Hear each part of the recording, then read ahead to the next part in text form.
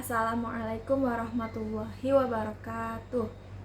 Perkenalkan, nama saya Triano Mayardana dengan NIM 2052396, kelas TBIGC. Harmonisasi Sains dan Agama, sebuah dialog yang berkelanjutan. Perdebatan mengenai antara sains dan agama telah berlangsung selama berabad-abad. Keduanya seringkali dipandang sebagai dua domain pengetahuan yang terpisah, bahkan saling bertentangan. Namun pandangan ini semakin lama semakin ditinggalkan. Semakin banyak orang yang menyadari bahwa sains dan agama, jika didekati dengan cara yang tepat dan saling melengkapi dan memperkaya satu sama lain. Mengapa harmonisasi penting? Yang pertama, mengakomodasi keingintahuan manusia. Manusia memiliki hasrat alami untuk memahami dunia dan dunia di sekitarnya. Sains memberikan penjelasan tentang fenomena alam, sedangkan agama menawarkan perspektif tentang makna dan tujuan hidup. Yang kedua, menghindari konflik. Konflik antara sains dan agama sering kali menjadi sumber perpecahan. Harmonisasi dapat menciptakan lingkungan yang lebih toleran dan inklusif. Yang ketiga, mendorong pengembangan ilmu pengetahuan. Pemahaman yang lebih baik tentang hubungan antara sains dan agama dapat mendorong penelitian di bidang-bidang baru seperti neuroteologi dan studi tentang kesadaran. Cara mencapai harmonisasi yang pertama, menghormati batasan masing-masing. Sains dan agama memiliki metode dan tujuan yang berbeda. Sains berusaha untuk menjelaskan dunia fisik melalui observasi dan eksperimen, sedangkan agama berkaitan dengan pertanyaan tentang makna, moralitas, dan hubungan manusia dengan Tuhan. Yang kedua, mencari titik temu. Meskipun berbeda, sains dan agama dapat saling melengkapi. Misalnya, studi tentang asal-usul kehidupan dapat menginspirasi refleksi tentang keajaiban ciptaan Tuhan. Yang ketiga, menerima ketidakpastian. Baik sains maupun agama memiliki keterbatasan. Ada banyak hal yang belum kita ketahui tentang alam semesta dan tentang Tuhan. Menerima ketidakpastian adalah bagian penting dari proses pencarian kebenaran. Contoh harmonisasi dalam kehidupan sehari-hari. Yang pertama, etika dalam penelitian. Prinsip-prinsip moral yang diajarkan oleh agama dan dapat menjadi panduan dalam melakukan penelitian ilmiah. Yang kedua, pelestarian lingkungan. Baik agama maupun sains menekankan pentingnya menjaga kelestarian alam. Yang ketiga, pengembangan teknologi. Teknologi baru dapat digunakan untuk menyebarkan ajaran agama dan meningkatkan kualitas hidup manusia. Harmonisasi antara sains dan agama bukanlah hal yang mudah dicapai, namun upaya untuk mencari titik temu antara kedua domain pengetahuan ini sangat penting. Dengan saling menghormati dan terbuka terhadap perspektif yang berbeda, kita dapat membangun dunia yang lebih baik bagi semua. Contoh konkret harmonisasi sains dan agama dalam kehidupan sehari-hari. Harmonisasi sains dan agama dapat kita temui dalam berbagai aspek kehidupan sehari-hari. Beberapa contoh diantaranya, yang pertama, kesehatan. Banyak orang yang menggabungkan pengobatan modern dengan pengobatan tradisional atau doa. Misalnya, seseorang yang sedang sakit mungkin menjalani pengobatan medis sambil tetap berdoa untuk kesembuhannya. Yang kedua, lingkungan. agama-agama sering mengajarkan pentingnya menjaga aktivitas manusia terhadap bumi. Banyak komunitas yang menggabungkan ajaran agama dengan praktik pelestarian lingkungan. Yang ketiga, pendidikan. Sekolah-sekolah semakin banyak yang mengintegrasikan nilai-nilai agama dengan pembelajaran sains. Misalnya, mempelajari tentang evolusi tidak harus bertentangan dengan keyakinan agama, tetapi justru dapat memperluas pemahaman tentang keagungan Tuhan. Yang terakhir, teknologi. Pengembangan teknologi medis seperti transplantasi organ seringkali memicu perdebatan etika. Agama dapat memberikan kerangka moral untuk mempertimbangkan implikasi dari teknologi tersebut. Peran pendidikan dalam memfasilitasi dialog antara sains dan agama.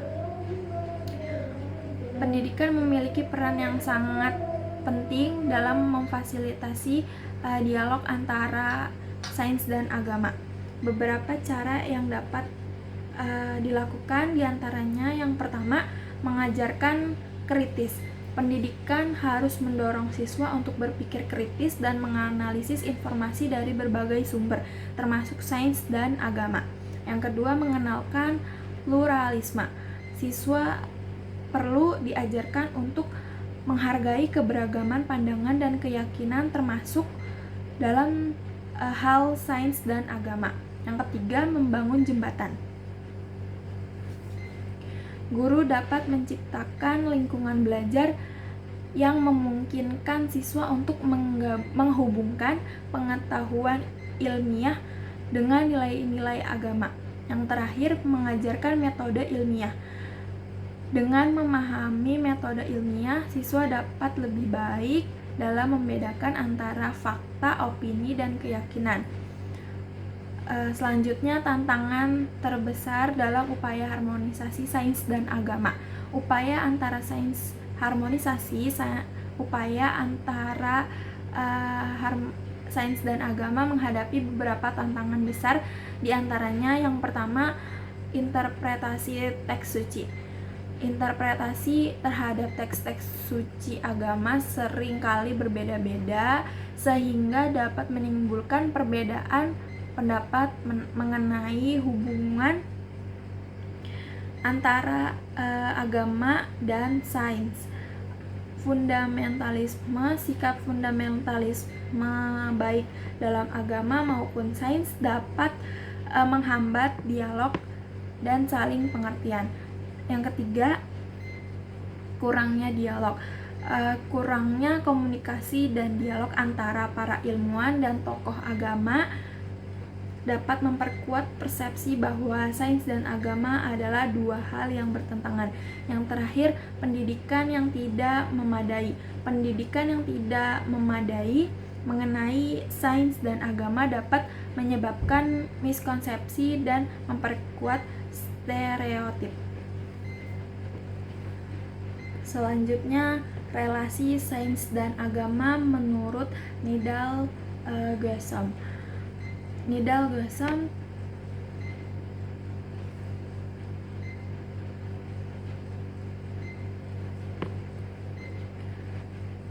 Selanjutnya, relasi sains dan agama menurut Nidal Guessoum. Yang pertama, dinamika intelektual dan konsep epistemologi Nidal Guessoum. Nidal Guessoum lahir pada 6 September 1960 di Aljazair.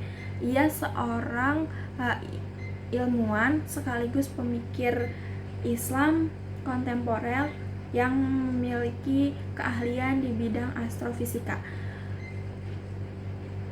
Guessoum menulis buku dan banyak artikel jurnal tentang Islam dan sains. Ia mengajar di American Sharjah University, Uni Emirat Arab sejak tahun 2000. Guessoum berasal dari keturunan Aljazair. Ia memperoleh gelar doktor astrofisika teoretis pada tahun 1988 dan master fisika pada 1984 dari University of California di San Diego, Amerika Serikat. Ia sebelumnya menamatkan pendidikan sarjana di bidang fisika teoretis tahun 1982 di Université des Sciences et de la Technologie de Aljazair. Ia juga pernah mengikuti program penelitian postdoktor dan sebagai ilmuwan tamu visiting scholar di NASA Goddard Space Flight Center. Sebagian besar aktivis Grissom sebagai seorang ilmuwan bergerak di bidang keahliannya yaitu astrofisika dan astronomi. Dalam kapasitasnya seorang ilmuwan, Grissom banyak mendapatkan undangan untuk berbicara dalam berbagai kegiatan ilmiah seperti seminar, konferensi, termasuk sebagai profesor tamu di beberapa university di Amerika, Prancis, Inggris, dan beberapa negara di Timur Tengah. Grissom menjalin banyak kerjasama dengan berbagai institusi terutama di Prancis sehingga ia dapat menghasilkan banyak artikel dalam bidang astrofisika. Grissom juga banyak terlibat dalam berbagai organisasi profesional keilmuan yaitu International Astronomical Union, International Society for Science and Religion, member of the Executive Committee, dan Islamic Crescent Observation Project Vice President. Keterlibatan Grissom dalam dunia akademik juga dibuktikan dengan banyak karya yang dimuat dalam berbagai jurnal ilmiah internasional. Hal yang menarik adalah ia tidak hanya menulis dan mengembangkan spesialis keilmuannya, tetapi juga memiliki perhatian dan menulis terkait dengan relasi sains dan agama dalam perspektif filosofis. Perhatian dan keterkaitan terhadap sains di dunia Islam tentu saja tidak terlepas dari dinamika intelektual dan fondasi epistemologi sebagai pandangan dunia, worldview yang ia miliki. Dari berbagai dinamika intelektual, Grissom ia pantas dijadikan sebagai salah satu referensi tentang perdebatan relasi sains dan agama dalam Islam karena keterlibatannya tidak hanya secara teoritis tapi juga praktis. Grissom seperti yang ia jelaskan sendiri tumbuh dan berkembang di tengah lingkungan sosio-kultural yang sangat ketat dalam menjalankan ajaran Islam serta sangat menghargai ilmu. Grissom sejak kecil sudah terbiasa dengan suasana kehidupan dan lingkungan intelektual. Ayahnya adalah seorang penghafal Al-Quran yang mendapat 2 gelar doktor dalam filsafat di Cairo University dan Sorbonne University. Ayahnya kemudian menjadi dekan Fakultas Studi Agama di University of Algiers. Ibunya adalah master di bidang literatur Arab. Fasilitas perpustakaan di rumah yang dilengkapi berbagai literatur baik sains, agama maupun filsafat menjadi Grissom dan saudara-saudaranya memiliki kepekaan pengembangan ilmu yang tinggi. Keempat saudaranya memiliki profesi yang beragam yaitu ilmuwan, dokter, dan guru sains. Mereka semua dibekali dengan filsafat rasionalisme, sains modern, dan pandangan keislaman yang holistik. Kemampuan intelektualnya menjadi lebih terasah karena ia dibesarkan dalam keluarga yang menggunakan bahasa Prancis dan Arab. Bahasa Inggris yang menarik dari kehidupan Gusum adalah meskipun secara formal ia mendalami ilmu fisika dengan spesialisasi astrofisika, ia juga banyak membaca buku-buku keislaman. Yang kedua, pengaruh Ibnu Rushd terhadap karakter dan fondasi epistemologi Gusum. Karakter dan fondasi epistemologi atau pandangan dunia seseorang turut ditentukan oleh tidak hanya keluarga, pendidikan, sosial budaya, tapi juga oleh pemikiran dari tokoh-tokoh yang dikaguminya. Para ilmuwan atau filosof besar muslim seperti Al-Biruni, Al-Hawarizmi, Ibnu Khaldun, Ibnu Sina, dan Ibnu Rushd pada dasarnya telah membangun fondasi sains modern yang luar biasa. Berbagai konsep dan temuan yang mereka kembangkan menjadi titik tolak dan rujukan dalam pengembangan sains sesudahnya perdebatan filosofis, teologis, dan praktis terhadap perkembangan pemikiran termasuk sains pada masa tersebut menjadi pandangan dunia bagi peradaban Islam.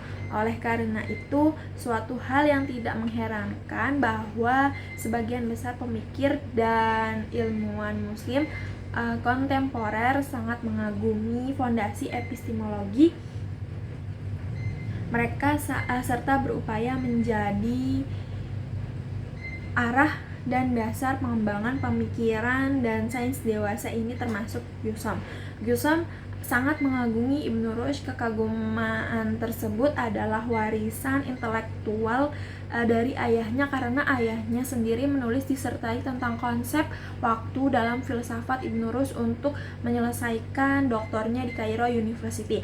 Kemudian menulis disertai tentang konsep waktu dalam pemikiran Arab modern untuk mendapatkan gelar doktor dari The University of Sorbonne. Oleh karena itu, tidak mengherankan jika Gusum sangat terkesan dengan pemikiran Ibnu Rushd, pemikiran Arab dan sains sehingga menjadi acuan dan dasar pemikiran dan karyanya. Gusum menjadikan Ibnu Rushd sebagai pemikir yang memberikan banyak inspirasi dan pengaruh terhadap intelektualisasinya, terutama terkait dengan hubungan filsafat dan agama. Ibnu Rushd baginya sebagai a guiding spirit. Ibnu Rushd telah memberikan arah untuk melakukan eksplorasi tentang persoalan hubungan antara sains modern, Islam, dan pemikiran modern. Pemikiran Ibnu Rushd bersifat revolusioner karena telah berupaya menyatukan akal dengan inti ajaran Islam. Secara objektif, perspektif apapun filsafat ataupun sains tidak dapat dipertentangkan dengan agama. Dalam konteks dengan modernitas, banyak pemikir termasuk Muhammad Abid Al-Jabiri memandang bahwa kerangka berpikir Ibnu Rushd lebih kuat mendorong modernitas dibandingkan dengan Al-Ghazali. Berbeda dengan pandangan tersebut, Basit Bilal Khasul melihat peran dan kontribusi Al-Ghazali lebih besar pengaruhnya terhadap pemikiran modern dalam Islam.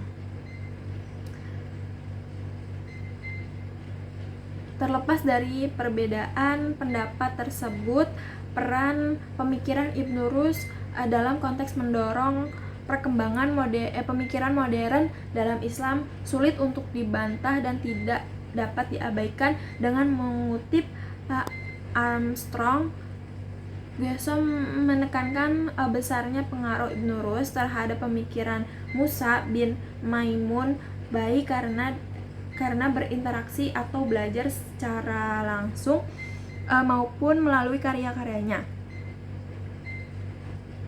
Guso mengabarkan betapa iklim budaya yang kaya dari Andalusia yang berperan besar membentuk serta mengasah intelektualitas dan kehebatan Ibnu Rus. Ibnu Rus mendapatkan penghargaan yang sangat istimewa baik di barat maupun di timur.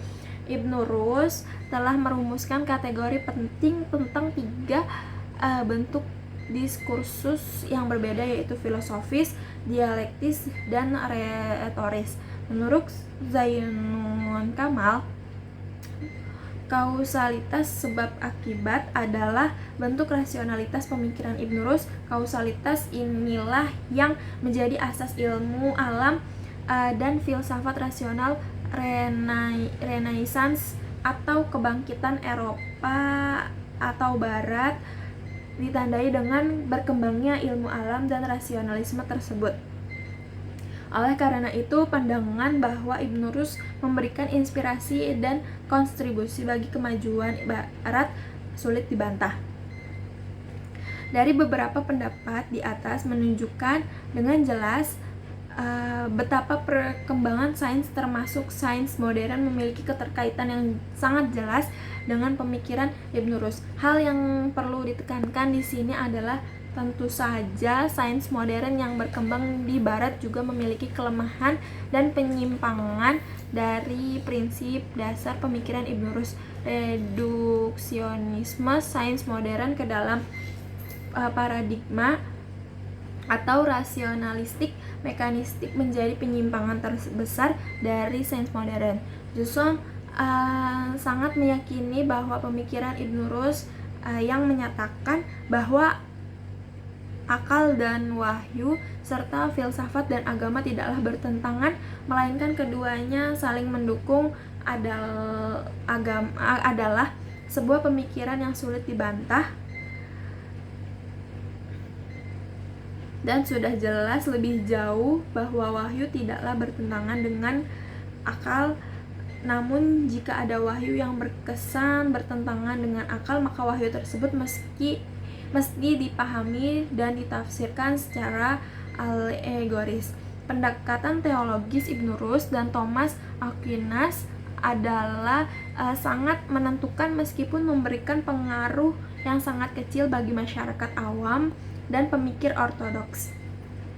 Dalam konteks teologis, Jusong menyamakan peran yang besar bagi pemahaman agama secara rasional antara Ibnu Rus dan Thomas Aquinas. Thomas Aquinas sendiri memang banyak mendapatkan inspirasi dari Ibnu Rus dalam pemandangan rasionalnya dalam agama Kristen. Ibnu Rus memandang bahwa bentuk penalaran demonstratif yang tinggi tidak bertentangan dengan prinsip-prinsip ajaran Islam.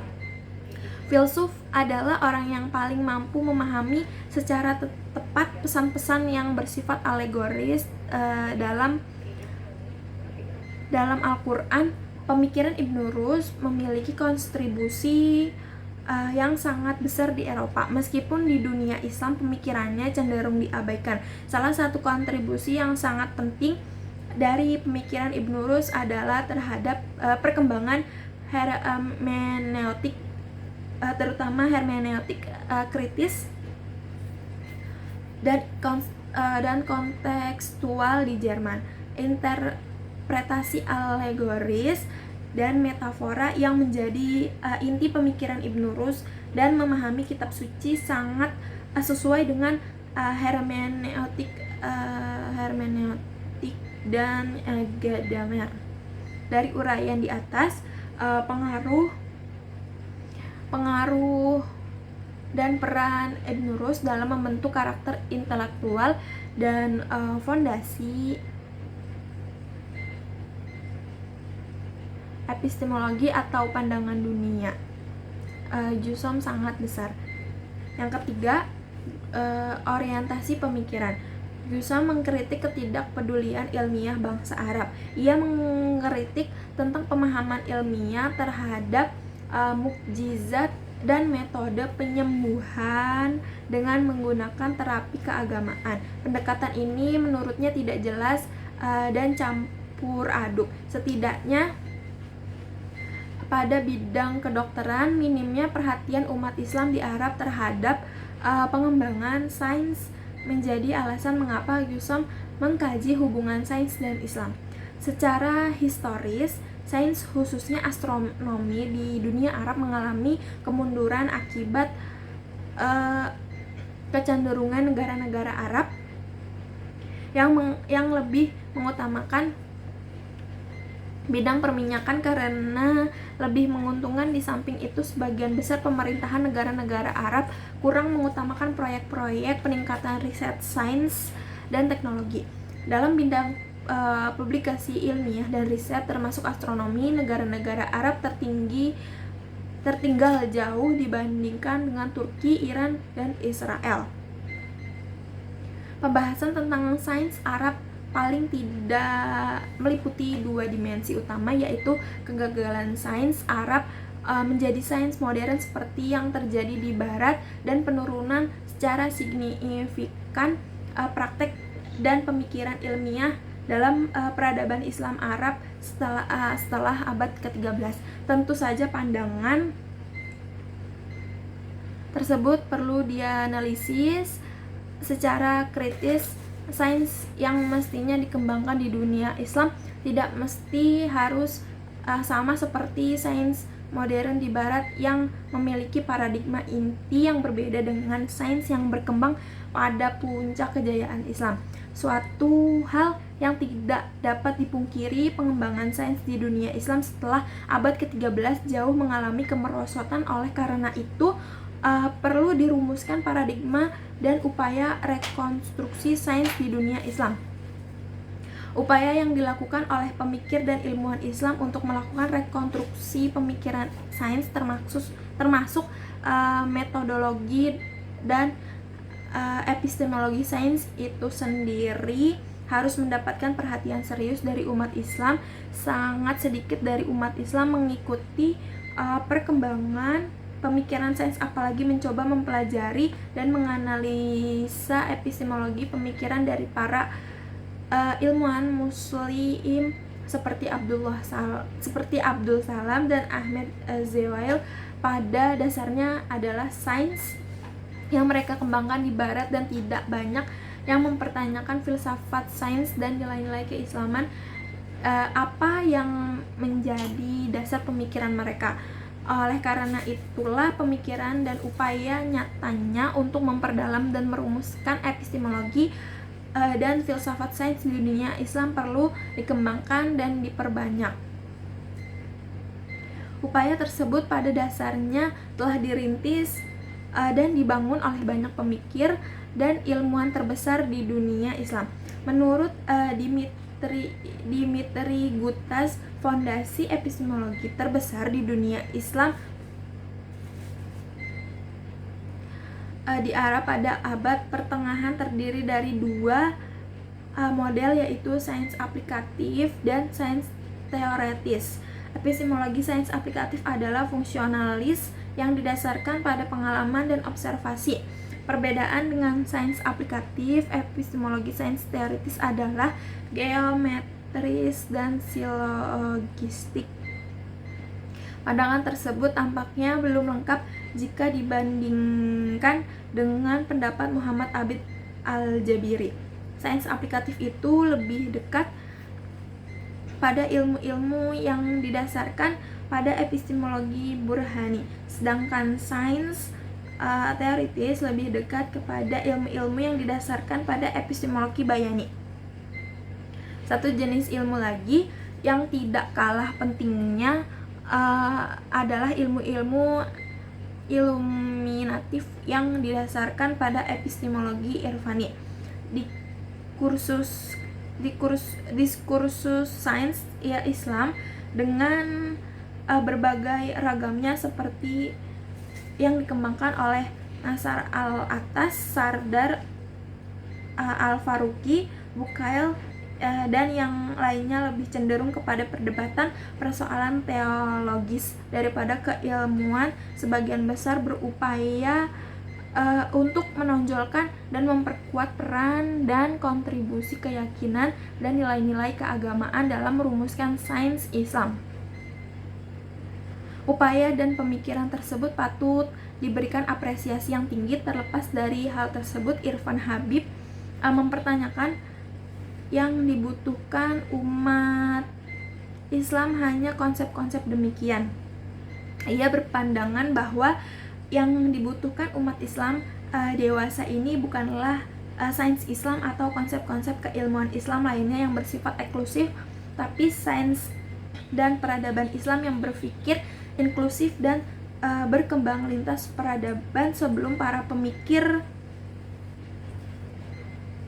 di atas menekankan betapa pentingnya sains, para pemikir Muslim sebelumnya telah banyak menyuarakan bagaimana pentingnya sains dan ilmu-ilmu rasional bagi kemajuan umat Islam. Selanjutnya, kritik dan pandangan Guzom terhadap sains modern dan agama. Masalah yang paling utama ketika membahas tentang sains adalah masalah definisi, karena sampai saat ini belum ada definisi sains yang dapat disepakati dan dapat diterima oleh semua kalangan. Guzom sebagai langkah awal biasanya mendefinisikan sains sebagai upaya manusia untuk membangun penjelasan-penjelasan objektif terhadap dunia sekitar. Definisi tersebut memiliki beberapa aspek-aspek penting dan juga kelemahan. Aspek-aspek penting tersebut adalah usaha membangun penjelasan objektif, hasil konstruksi manusia, dan upaya menggambarkan dunia seluas mungkin. Pada sisi lain, kelemahan definisi adalah tidak ada ketegasan apakah sains hanya dibatasi terhadap kealaman atau juga termasuk semua fenomena lain yang dapat diteliti seperti psikologi, sosial, keagamaan, dan sejarah. Di samping itu, definisi tersebut tidak menjelaskan sifat dari konstruksi objektif yang dimaksud. Pada dasarnya memang tidak ada kesepakatan para ahli dan ilmuwan tentang sains yang paling tepat. Secara umum, sains dipahami sebagai seperangkat pengetahuan tentang suatu objek tertentu yang diperoleh oleh menggunakan metode tertentu dan dapat diuji kebenarannya serta bermanfaat bagi manusia. Definisi tersebut tentu saja masih bersifat umum. Hal yang terpenting dari pengertian tersebut telah mencakup semua aspek dan dasar filosofis, yaitu ontologi, epistemologi, dan aksiologi. Definisi sains yang lebih tepat menurut Guzom adalah yang dikemukakan oleh Ziauddin Sardar. Sains adalah seperangkat upaya penelusuran keilmuan yang teratur, sistematis, dan terarah, didasarkan pada eksperimen dan empirisme, serta membuahkan hasil yang dapat diterapkan dan diulang berlaku secara universal melintas segala bentuk kebudayaan. Definisi tersebut secara implisit membatasi sains dan ranah kealaman saja. Bagi Guzom, ciri utama sains terletak pada proses yang metodenya yang disebut dengan metode ilmiah. Metode ilmiah meliputi observasi terhadap fenomena, mengkonstruksi secara mental penjelasan atau hipotesis, mengasumsikan penjelasan atau hipotesis tersebut sehingga dapat diuji dan diprediksi akan mengandung kebenaran, serta menguji kebenaran hipotesis ataupun menggantinya dengan hasil yang baru setelah melakukan percobaan dan observasi secara tepat. Langkah-langkah tersebut tidak sempurna karena mengabaikan unsur-unsur subjektivitas manusia dalam mengonstruksi hipotesis dan tidak menekankan bagaimana peran masyarakat ilmiah atau proses peer review. Pertanyaan berikutnya, apakah yang dimaksud sains dewasa ini adalah sains secara universal yang termasuk semua sains yang telah dikembangkan sejak masa klasik sampai sekarang dan mencakup semua budaya serta peradaban, atau yang dimaksud hanya sains modern yang dikembangkan oleh Barat saja? Barat bangsa Cina, India, Yunani, Babilonia, dan Arab juga telah mengalami masa kejayaannya dalam sains khususnya dan peradaban umumnya. Para saintis dan sejarawan sains memiliki perbedaan pandangan tentang lahirnya sains atau tepatnya sains modern. Para saintis dan pemikir barat pada umumnya berpandangan bahwa sains modern lahir sejak Renaissance, tepatnya sejak revolusi Copernicus dan serangan Galileo terhadap Aristotelisme.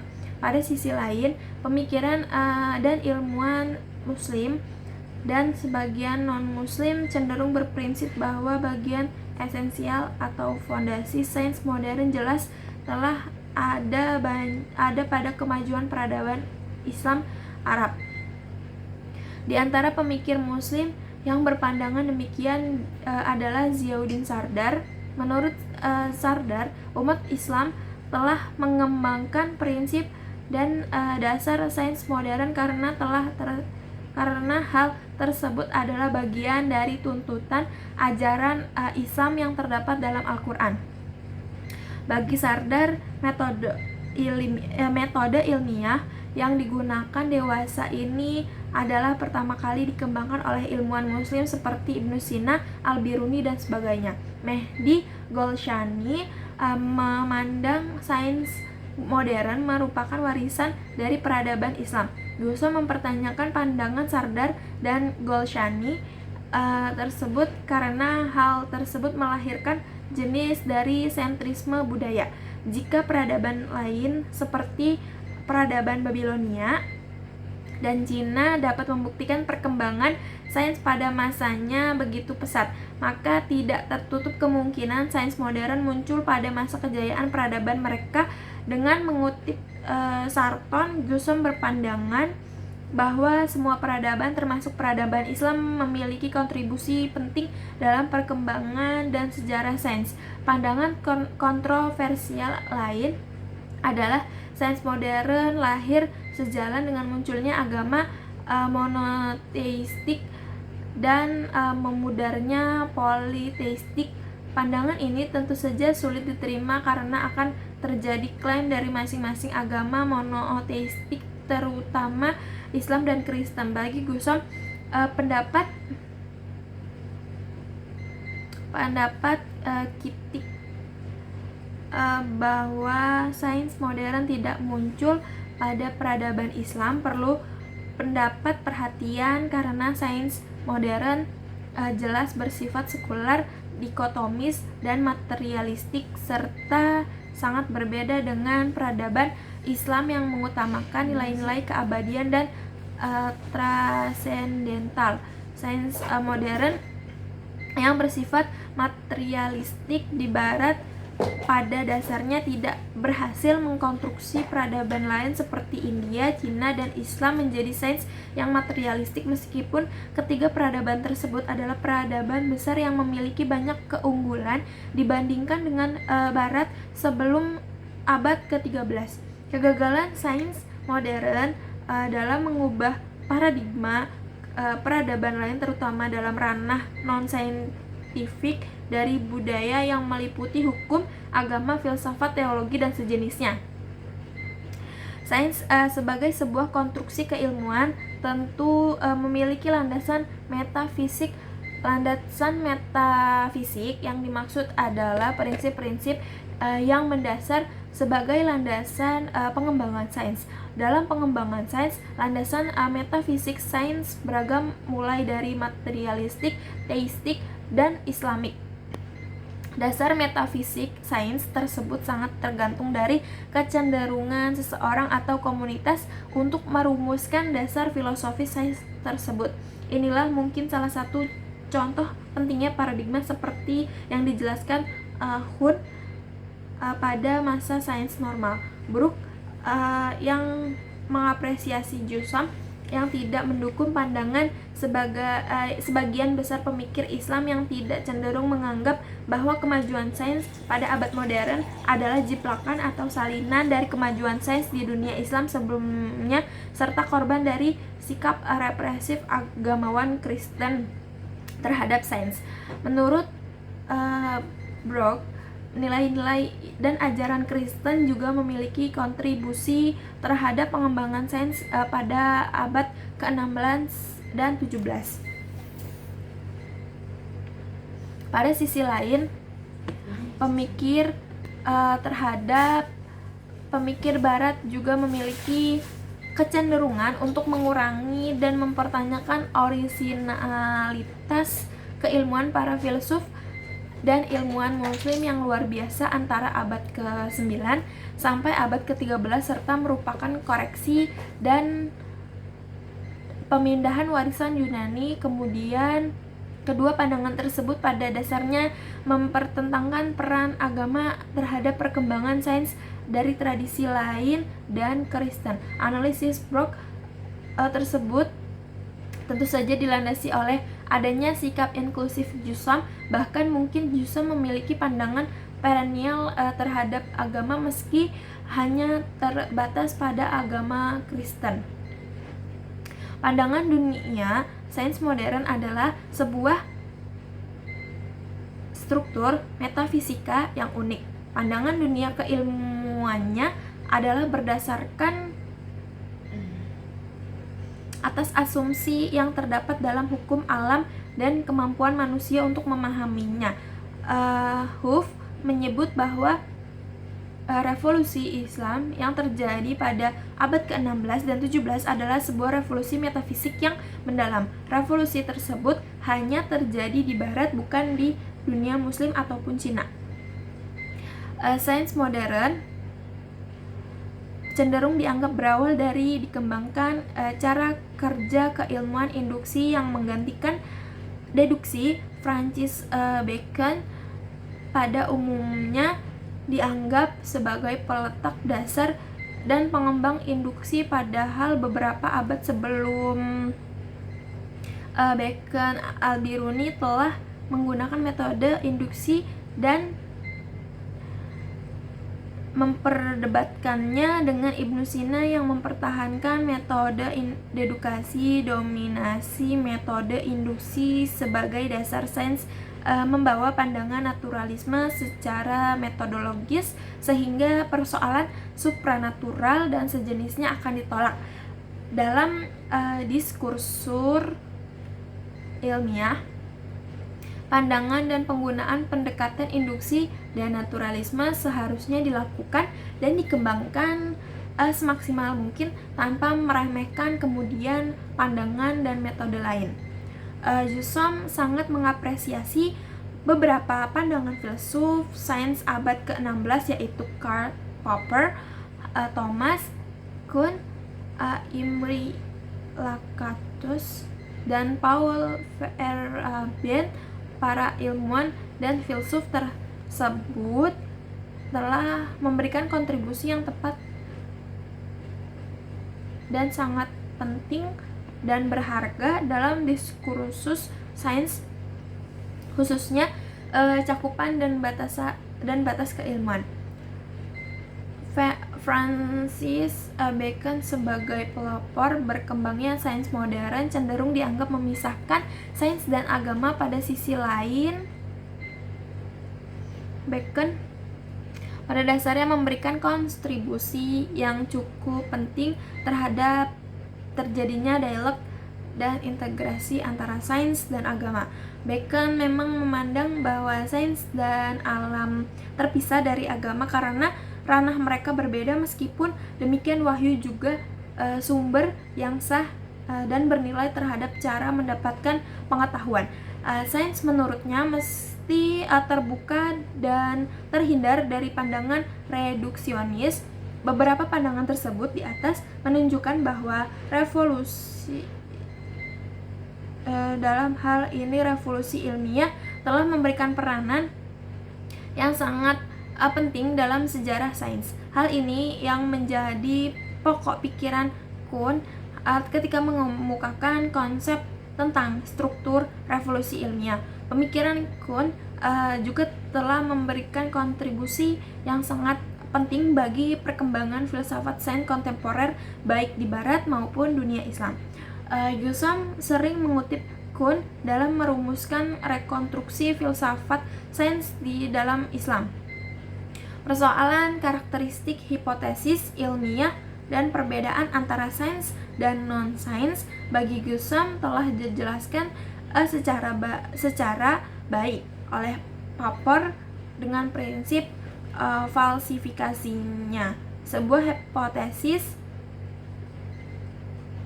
dapat dikatakan ilmiah setelah dilakukan proses falsifikasi sehingga dapat diuji dan dibuktikan bahwa ia benar atau salah. Selain Popper, Gussam juga sangat mengapresiasi Thomas Kuhn. Thomas Kuhn melihat bahwa teori sains berkembang dan diterima oleh masyarakat sepanjang periode yang disebutnya dengan sains normal, dan teori tersebut menjadi sebuah paradigma.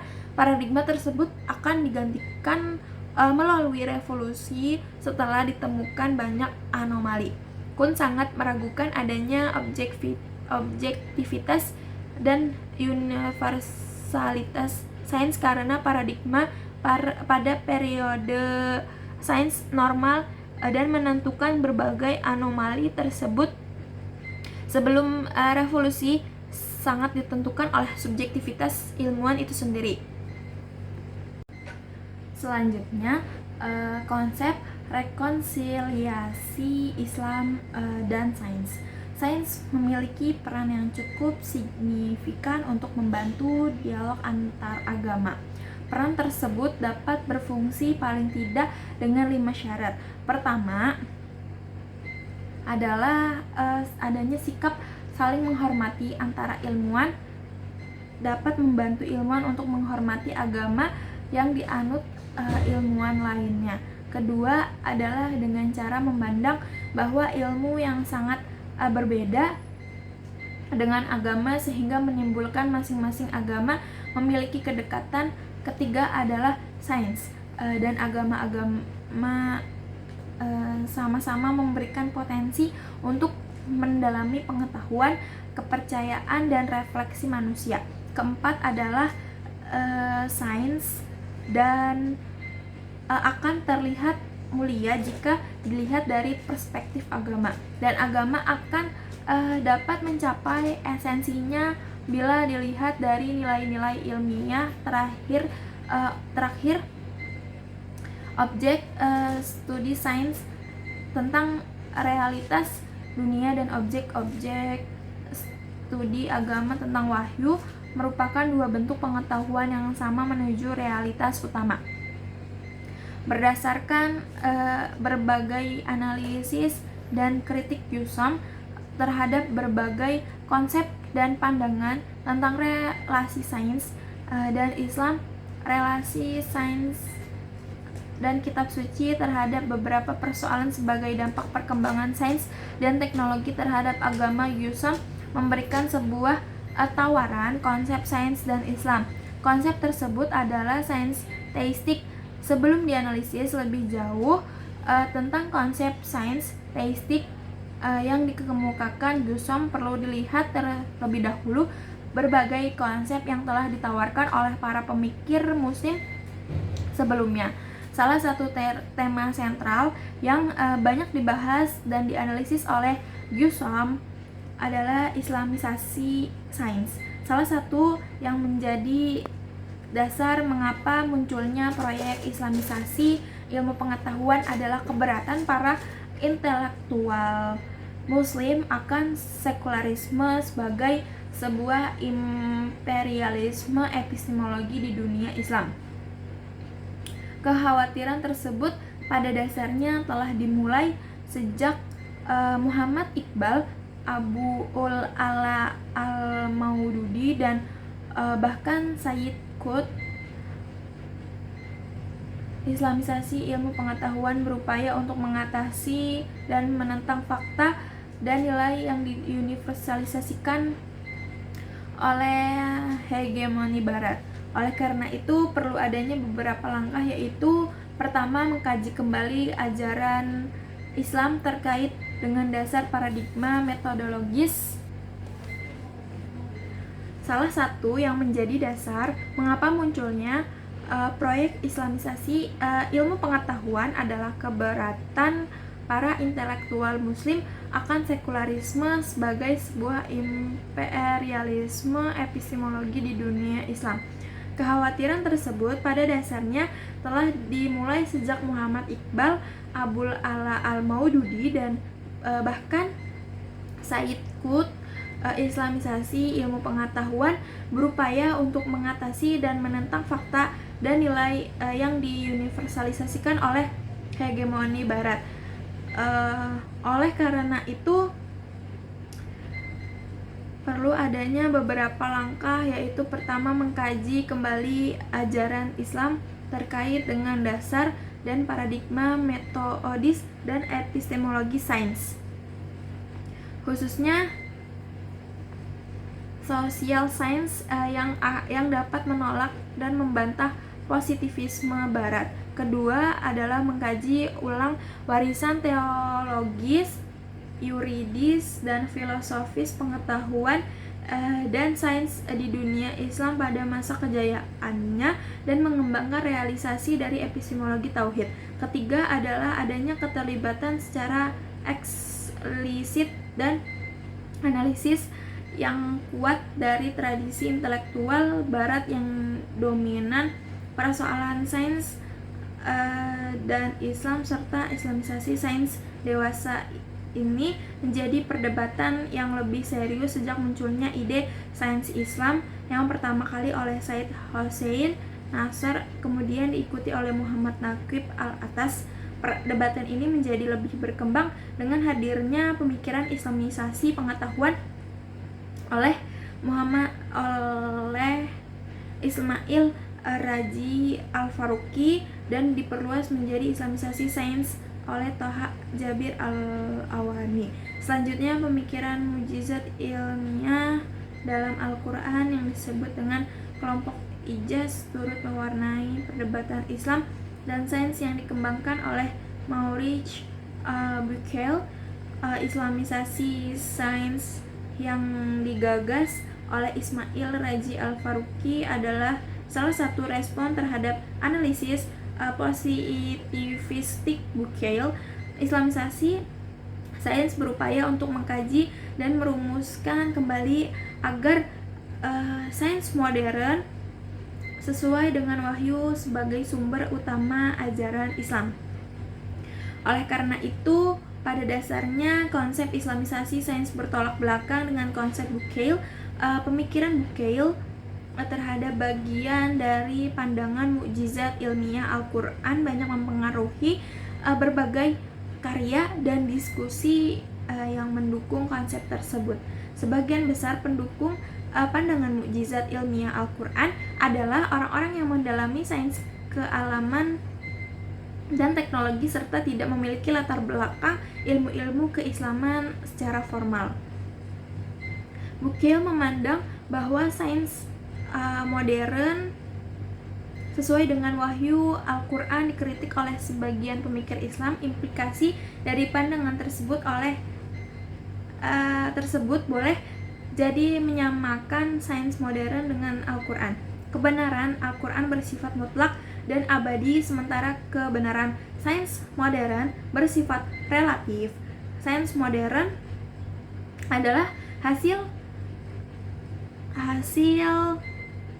dari proses sejarah yang kompleks dan panjang, sedangkan Al-Quran langsung diturunkan oleh Allah kepada Rasul. Pemikiran Sardar yang dikenal dengan aliran Ijmali secara terbuka menentang konsep sacred science dari Nasr dan Islamisasi sains dari Al-Faruqi. Menurut kelompok Ijmali ini yang terdiri dari Sardar, Pervez Menzer, dan Munawar Anis, isu yang lebih penting dikembangkan adalah kebudayaan Islam masa depan, bukan sains Islam ataupun Islamisasi sains.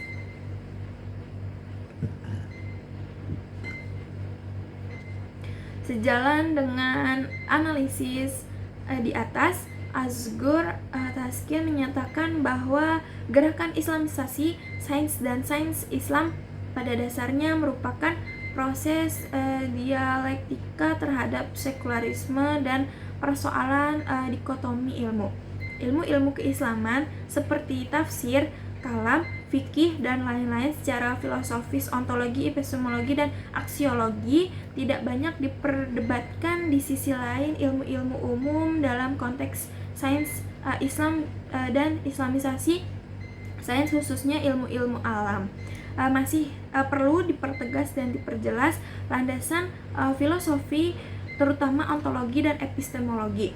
Taskin lebih jauh menganalisis bagaimana tipologi bor-bor tersebut dipahami praktis dalam konteks relasi sains dan agama Islam.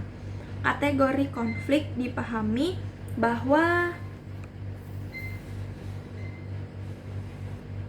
Al-Quran tidak mempermasalahkan adanya evolusi alam, kecuali teori evolusi yang terkait dengan asal mula kehidupan.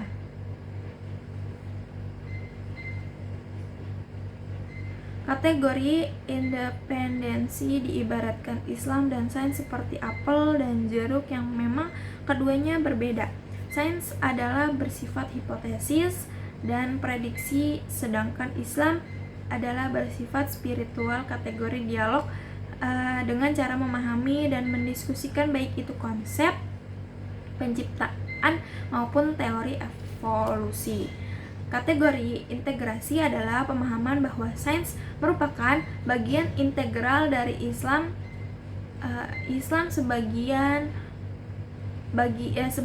utama dan dapat menjelaskan semuanya termasuk sains. Islamisasi pengetahuan bukan sebuah konsep sederhana dan tunggal, namun konsep tersebut meliputi berbagai pandangan dan perspektif, yaitu metafisik, epistemologi, etis, dan metodologis. Islamisasi sains berupaya menempatkan sains Islam dan kontensasi sains kontemporer